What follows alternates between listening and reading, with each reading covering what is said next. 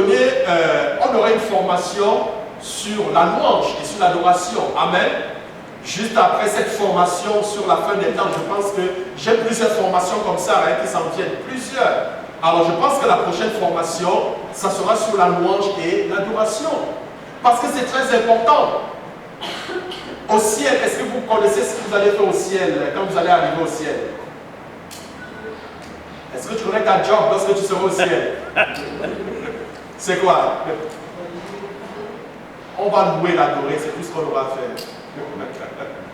Et pour commencer à le louer, l'adorer au ciel, il faut commencer d'abord sur terre. Amen. C'est important. C'est tout ce que nous allons faire. Le louer, l'adorer. L'adorer. On va voir c'est quoi la louange, c'est quoi adorer le Seigneur. C'est très important.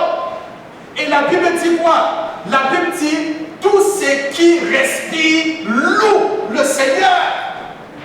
Tout ce qui respire fait comment? Loue le Seigneur. Et Dieu dit dans sa parole, si vous refusez de me louer, je vais susciter les pierres. Et les pierres vont me louer à votre place. Est-ce que tu veux que les pierres prennent ta place au devant du Seigneur? Mais non, gloire à Dieu. Nous sommes appelés à louer le Seigneur, à l'adorer. Le louer, ce n'est pas seulement dans la chanson, c'est vrai, la chanson, c'est une partie de la louange très importante. Amen. Donc on va voir en fait c'est quoi la louange. C'est quoi adorer? Nous sommes appelés à le louer, à l'adorer. C'est très important. La Bible dit Dieu siège au milieu de la louange de son peuple. Et la Bible dit louer, c'est prier, chanter, c'est prier 2 fois. Est-ce que vous comprenez? Souvent, tu n'as pas l'envie de prier. Comment? Chante tout simplement. Amen. Chante de prier 2 fois. Chante. Souvent, le diable va te dire, est-ce que tu es en train de prier? Il dit, mais écoute, je prie 2 fois. Je suis en train de prier 2 fois. Parce que vous savez, souvent, le diable est rusé. Vous comprenez? Tu ne dois pas chanter, tu ne dois pas sentir l'envie de prier, mais tu te mets à chanter. Et puis, le diable dit, mais tu n'es pas en train de prier. Mais pourtant, tu fais plus. Amen. Tu pries 2 fois là. Tu es en train de prier 2 fois. Donc, apprenons à louer le Seigneur par des chants, des cantiques. Amen. Oui, à apprécier sa grâce, à lui donner l'honneur dont il mérite, à lui dire qui il est. C'est très, très important. Amen. C'est très important. Et quelque chose se passe chaque fois que nous louons le Seigneur. Chaque fois que nous louons, nous adorons le Seigneur. De grandes choses se passent. Donc, nous sommes appelés à louer et adorer le Seigneur. Paul et Silas, lorsqu'ils étaient en prison, la Bible dit qu'ils avaient des chaînes. Amen. La porte de la prison était fermée. Ils avaient des chaînes sur les mains, sur les pieds. Est-ce qu'ils ont dit, Seigneur, délivre-nous au nom de Jésus? Non. Vous savez ce qu'ils ont fait? Ils se sont mis à chanter. Ils se sont mis à célébrer le Seigneur. Ils se sont mis à louer et adorer le Seigneur. Et la Bible dit, pendant qu'ils louaient, pendant qu'ils adoraient le Seigneur, la puissance de Dieu est descendue. Est-ce que quelqu'un comprend cela? Amen. Les chaînes se sont rompues. Les portes se sont ouvertes. Gloire à Dieu. Le lieu dans lequel ils se trouvaient a commencé à shaker, a commencé à secouer. Et ils sont sortis. Amen. La puissance de la louange. Donc, bien-aimé, tu es appelé à louer et à adorer le Seigneur. Alors, bien-aimé, dans Matthieu chapitre 22, Matthieu 22, le verset 37, Jésus dit, tu aimeras le Seigneur ton Dieu de tout ton cœur, de toute ton âme et de toute ta pensée. Amen. Et tu aimeras ton prochain comme toi-même. Ceci est le plus grand de tous les commandements. Amen. C'est quoi ta décision? Alors ta décision, c'est d'aimer le Seigneur. Aime le Seigneur de tout ton cœur. Aime le Seigneur de toute ton âme. Aime le Seigneur de toute ta pensée. Et aime autrui comme toi-même. La Bible nous parle en fait d'un homme appelé Josué dans la Bible. Il était un grand leader d'Israël. Vous avez entendu parler de l'histoire de Josué, n'est-ce pas? Il était un grand leader en Israël. Les gens étaient égarés dans le désert depuis 40 ans, sans aucun pays qui leur appartenait. Parce que le peuple d'Israël a passé 40 ans dans le désert. Ils n'avaient aucun pays qui leur appartenait. 40 années dans le désert. Josué, bien-aimé, sous la direction de Dieu, les a conduits à la victoire contre les nations méchantes qui vivaient à Canaan, et ils ont pris possession de ce pays pour la nation d'Israël. Josué lança ensuite le défi suivant à tout le peuple.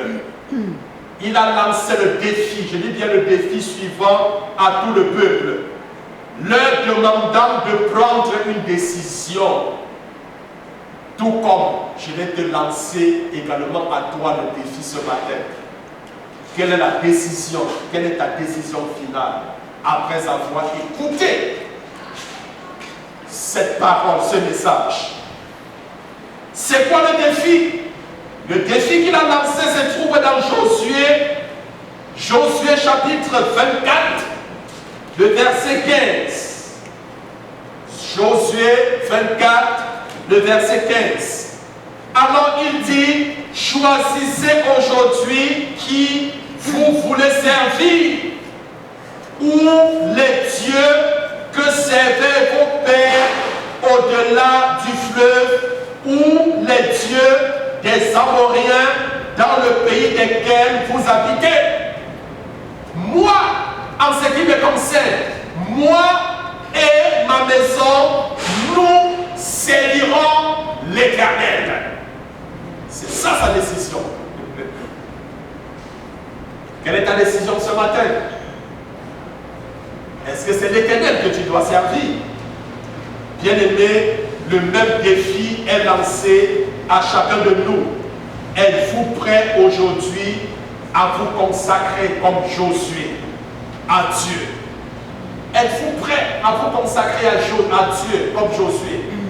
Êtes-vous prêt à vous abandonner à lui donner la direction complète de vos vies, à laisser qu'il prenne la première place dans vos vies? Est-ce que vous êtes prêts?